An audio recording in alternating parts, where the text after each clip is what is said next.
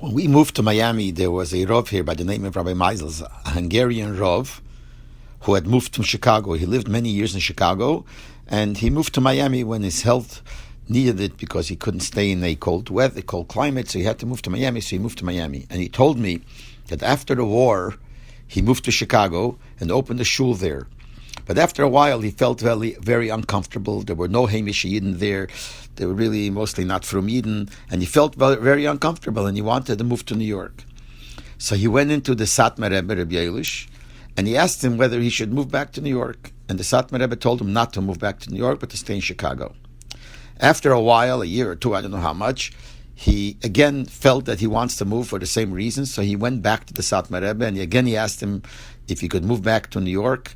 And he said no. He said, don't move back to New York, stay in Chicago.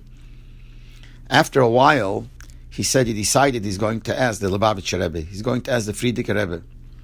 So he went to New York, and he went to Yechidus of the Frierdiker Rebbe, and he told him his whole story, and he told him what's going on in Chicago, and he told him that he wants to move to New York because he feels uncomfortable, etc., etc.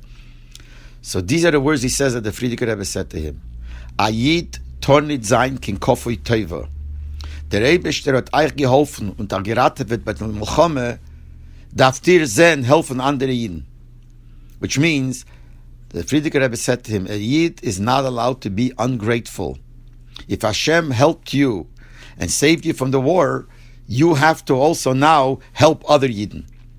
So obviously he stayed in Chicago, he stayed there for many, many years, but when the doctor said that he has to move to a warm climate, that's when he moved to Miami. But otherwise, the words of the Frierdiker Rebbe stayed with him, and he said that he cannot be a Kofri Teva, and the Eibishter helped him, so he has an obligation to help others.